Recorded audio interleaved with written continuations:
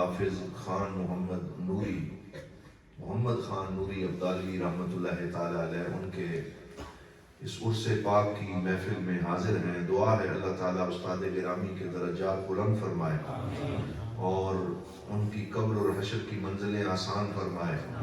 اور ہر لحظہ ان کے مزار پہ اللہ رب العزت رحمتوں کا نزول فرمائے کہ انہوں نے اتنی خوبصورت زندگی گزاری کہ جس میں سینکڑوں ہزاروں علماء تیار کیے، ہزاروں چراغ جلائے، اور اپنی زندگی کے ہر لمحے کو اللہ کی رضا کے لیے وقف کیا۔ پہلے وہ ایک عام زندگی گزار رہے تھے اور اس گاؤں کی ایک روٹین کا حصہ تھے، اور یہاں ان کی زندگی گزر رہی تھی، لیکن جب انہیں شیخ کامل میسر آیا اور جب حضرت ضیاء الامت کی بارگاہ میں پہنچے، اور جب حضور ضیاء الامت رحمۃ اللہ تعالی علیہ نے حضور غازی اسلام حضرت پیر محمد شاہ رحمۃ اللہ تعالی علیہ کے عرس پاک کے موقع پر یہ اعلان کیا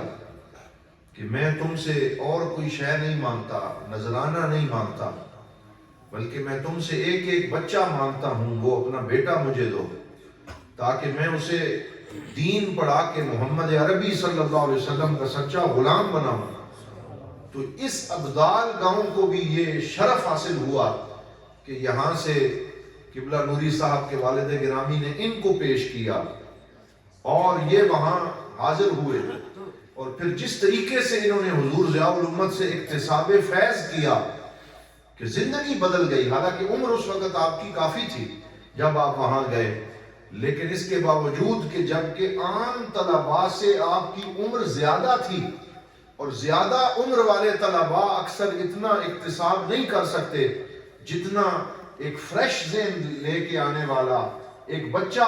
حاصل کرتا ہے، وہ زیادہ بہتر طریقے سے، لیکن آپ نے عمر کے اس زیادہ ہونے کے باوجود اتنی محنت فرمائی اور اتنی عرق ریزی کے ساتھ حضور ضیاء الامت رحمۃ اللہ تعالی علیہ سے اکتساب نور کیا۔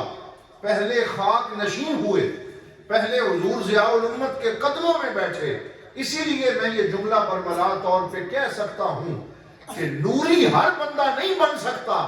پہلے خاک نشین ہونا پڑتا ہے، پھر ہی اللہ تعالیٰ نوری بنایا کرتا ہے۔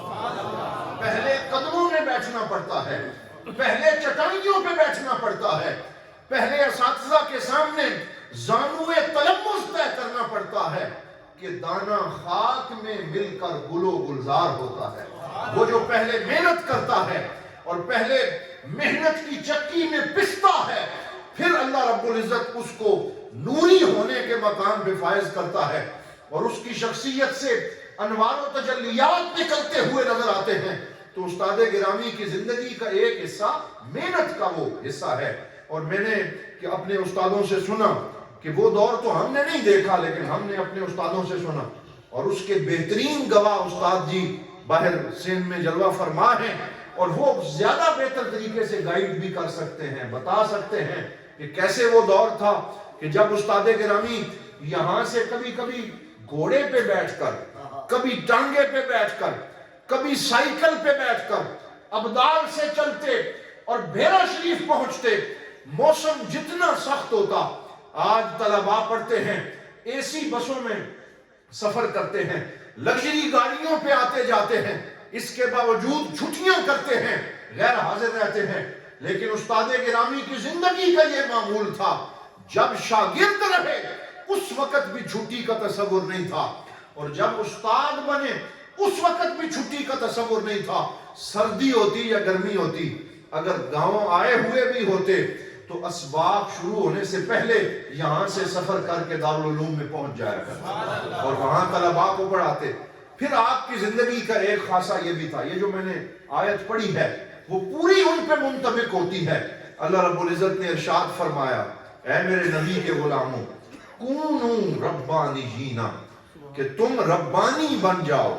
کس چیز میں ربانی بن جاؤ؟ بما کنتم تعلمون الکتاب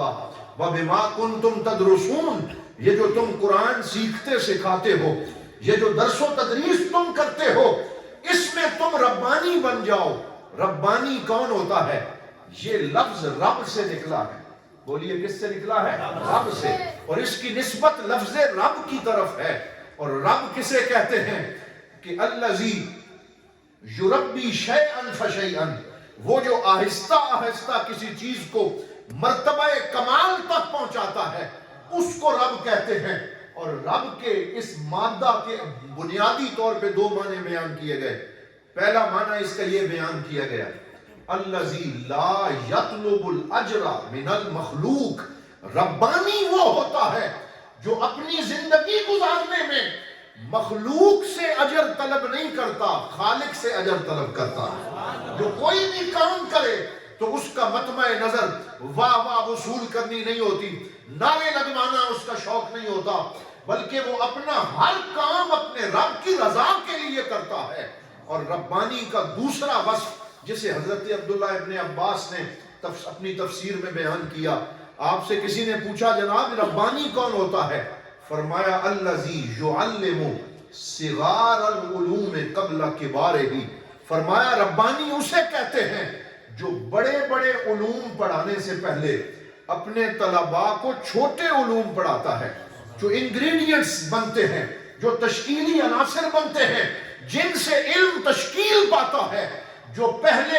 ان بنیادی علوم سے شروع کرتا ہے پھر بڑے علوم کی طرف لے جاتا ہے. جب حضرت عبداللہ ابن عباس کی اس تفسیر کی روشنی میں حضرت قبلہ حافظ محمد خان نوری عبدالوی کی سیرت کو ہم دیکھتے ہیں تو میں سمجھتا ہوں کہ پوری کھلی کتاب کی مانند آپ کی سیرت ہمارے سامنے موجود ہے کہ آپ نے صرف و نحو کو اپنا موضوع بنایا، کیونکہ قرآن سمجھنے کے لیے بھی صرف و نحو ضروری ہے، حدیث سمجھنے کے لیے بھی صرف و نحو ضروری ہے. تو آپ نے اس بنیادی علوم کو موضوع بنا کر تسہیل الصرف اور تسہیل النحو کی شکل میں ایک ایسا تحفہ پاکستان کے اردو دان طبقے اور پوری دنیا کے طلباء کو دیا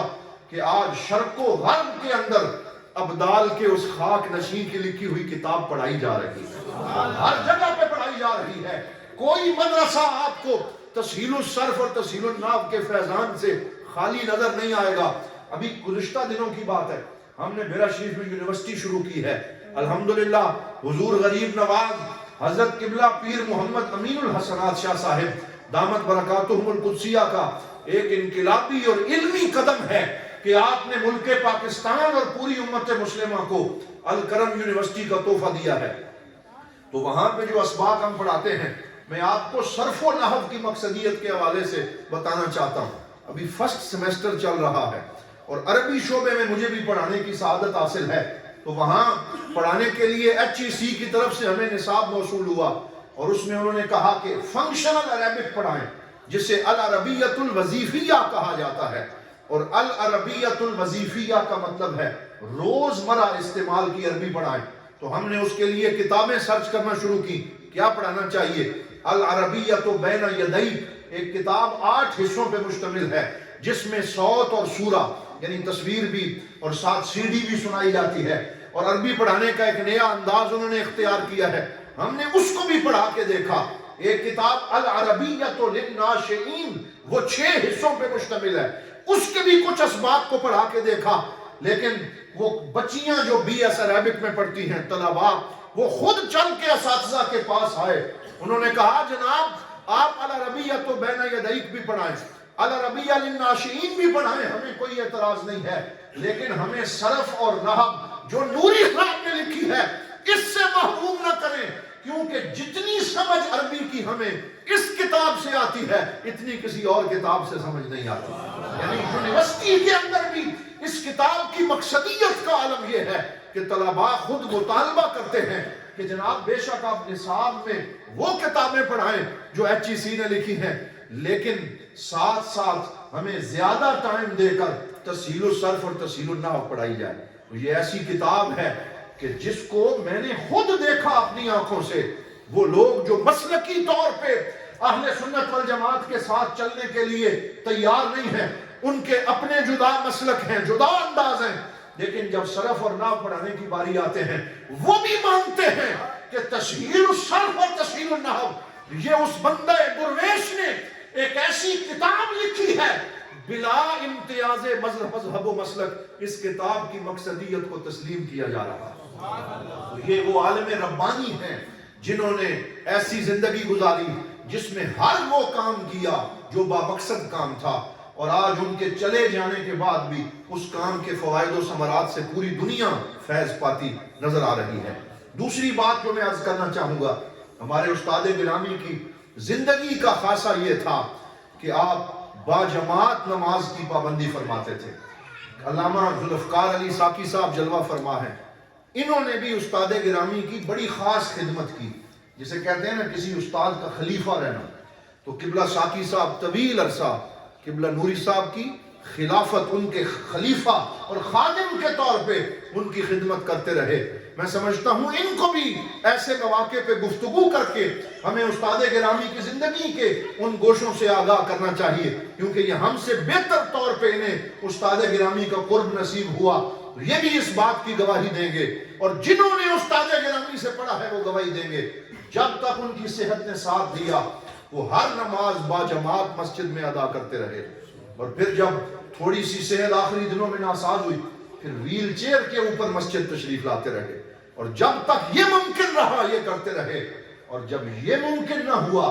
تو باجماعت نماز کا انہیں اس قدر شوق تھا اور اس قدر اہتمام تھا کہ انہوں نے کچھ طلباء کی ڈیوٹی لگا دی کہ اب میں مسجد نہیں جا سکتا، اب تم میرے گھر پہ آیا کرو، اور اپنے گھر کے اندر بیٹھک کے اندر نماز کی جماعت ہوتی رہی، اور آخری وقت تک جو سبق انہوں نے پڑھا تھا اس کو وہ نبھاتے رہے، اور ایک رول ماڈل بن کے دکھایا کہ عالم ربانی کون ہوتا ہے۔ ایک اور وصف جو مجھے قبلہ نوری صاحب کے پاس الحمدللہ مجھے 3 کتابیں پڑھنے کا شرف حاصل ہوا۔ ہم نے ان کے پاس تسہیل البیضاوی پڑھی، اللہ کے فضل سے ان دنوں وہ بیضاوی شریف کے وہ نوٹس مرتب کر رہے تھے۔ ہم نے ان کے پاس ہدایہ شریف پڑھی، اور اس کے ساتھ ساتھ شرح عقائد کے کچھ اسباق ان کے پاس پڑھنے کا شرف حاصل ہوا۔ ہدایہ شریف جب وہ پڑھاتے تھے،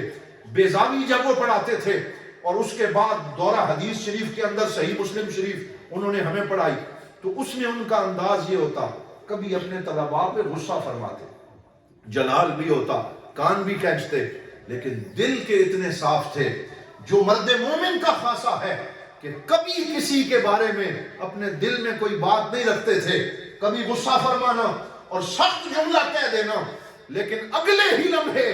پھر محبت سے پیش آنا، ایسے لگتا تھا جیسے کوئی بات ہوئی نہیں ہے، اور ایک پدرانہ شفقت ہمیں ان کے وجود میں نظر آتی تھی کہ باپ بن کے اپنے بیٹوں کو جیسے پالا جاتا ہے، اس طرح انہوں نے دارالعلوم محمدیہ غوثیہ بھیرا شریف کے اندر طلباء سے حسن سلوک کیا۔ ایک اور بات ان کے مناقب اور محامد میں سے جس کا میں یہاں ذکر کرنا چاہوں گا، وہ اپنے شیخ کریم کے ساتھ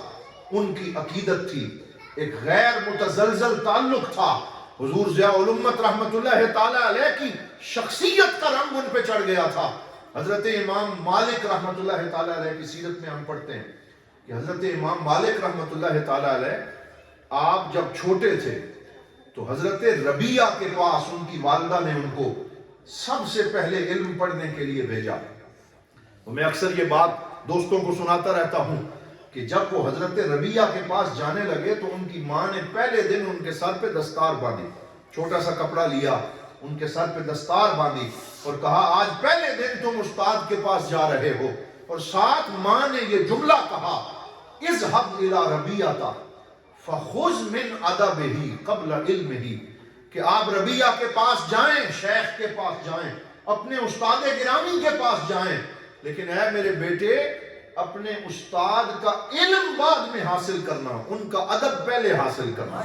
ان کی شخصیت کا رنگ اپنے اوپر پہلے چڑھانا۔ ایسا نہ ہو کہ علم تو لے کے آ جاؤ، تمہاری شخصیت میں وہ ادب نظر نہ آئے، وہ ذوق نظر نہ آئے، وہ رنگ نظر نہ آئے۔ آپ سب گواہی دیں گے استاد گرامی کی زندگی کے پہلے دن سے لے کے ان کے جنازے کا جنہوں نے دیدار کیا ہے وہ بھی گواہی دیں گے کہ ان کی شخصیت میں ان کے شیخ کریم حضرت ضیاء الامت کی جیتی جاگتی تصویر نظر آ رہی تھی، اور ان کے چہرے میں حضور ضیاء الامت کا عکس جمیل نظر آ رہا تھا، وہی خوبصورت چہرہ، سرخ و سفید رنگت، خوبصورت سفید داڑھی، سر پہ چمکتی ہوئی وہ چشتی ٹوپی، اور اس کا وہ بانک پن کہ ان کا چہرہ جو ہے بیماری کے دنوں میں لوگ لاغر ہو جاتے ہیں، نحیف ہو جاتے ہیں، چہرے پہ جھریاں پڑ جاتی ہیں اور انسان سے بولا نہیں جاتا. لیکن قبلہ نوری صاحب جتنے بھی بیمار ہوئے ہسپتال میں گئے، بولنے سے خاموش تو ہو گئے لیکن ان کا چہرہ بتاتا تھا کہ یہ حضور کے سچے غلام کا چہرہ ہے، یہ حضرت ضیاء الامت کے مرید کا چہرہ ہے، یہ حدیث پاک پڑھنے پڑھانے والے کا چہرہ ہے. کیونکہ سرکار دو عالم مل کے کہہ دیں صلی اللہ علیہ وآلہ وسلم نے حدیث پڑھانے والوں کو ایک خوشخبری بھی عطا فرمائی، اور یہ وہ حدیث ہے جس کی ریٹن اجازت استاد گرامی نے مجھے بھی اور بہت سارے اپنے طلباء کو عطا فرمائی. یعنی ایک دفعہ تو آپ نے اجازت حدیث ہمیں عطا فرمائی جو اجازت عامہ ہے، وہ دورہ حدیث کی کلاس میں. پھر اپنی علالت کے ایام میں ایک دن انہوں نے مجھے گھر بلایا اور الحمدللہ ابھی تک اس کی وہ پوری یادیں میرے پاس محفوظ ہیں. پھر سامنے بٹھا لیا، پھر حدیث پاک پڑھ کے سنائی، پھر اپنی وہ ریٹن اجازت حدیث منگوائی اور اس کی مجھے دوبارہ اجازت خاص طور پہ عطا فرمائی. اور یہ کون سی حدیث ہے کہ حضرت انس بن مالک رضی اللہ تعالیٰ عنہ ارشاد فرماتے ہیں کہ رسول اللہ صلی اللہ علیہ وسلم نے ارشاد فرمایا نَدَّرَ اللَّهُ اِمْرَأً سَمِعَ مَقَالَتِي فَوَعَاهَا وَأَدَّاهَا كَمَا سَمِعَهَا فَرُبَّ مُبَلِّغٍ أَوْعَى مِنْ سَامِعٍ أَوْ كَمَا قَالَ النَّبِيُّ صلی اللہ علیہ وسلم. فرمایا کہ سرکار دو عالم صلی اللہ علیہ وسلم فرمایا کرتے تھے کہ نَدَّرَ اللَّهُ اِمْرَأً،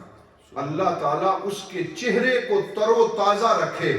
جس نے میری حدیث کو سنا اور پھر آگے پہنچایا. اس کا چہرہ ہمیشہ پھول کی طرح، گلاب کی طرح تازہ رہے، وہ چہرہ کبھی نہ مرجھائے جس نے میری حدیث سنی اور سن کے آگے پہنچائی. حضرت محترم حضرت قبلہ نوری صاحب ساری زندگی یہ کام بھی کرتے رہے کہ وہ سرکار کی حدیثیں آگے پہنچاتے رہے، حضور کے فرامین لوگوں تک پہنچاتے رہے. تو اللہ تعالیٰ نے ان کو وہ تر و تازگی عطا فرمائی، ان کو وہ جوبن عطا فرمایا، وہ حسن عطا فرمایا جو ساری زندگی ان کے ساتھ رہا. تو آج ہم یہی اظہار محبت ان سے کرنے کے لیے حاضر ہوئے ہیں. دعا کریں اللہ تعالیٰ ہمیں اپنے استاد گرامی کی یہ نسبت ہمیشہ نصیب رکھے، ان کا ادب اور احترام کرنے کی توفیق عطا فرمائے اور ان کے مزار پر انوار پہ حاضر ہوتے رہنے کی اللہ ہمیں توفیق عطا فرمائے. آسمان تیری لحد پر شبنم افشانی کرے، سبزہ نورستہ اس گھر کی نگہبانی کرے. وآخر دعوانا ان الحمدللہ رب العالمین.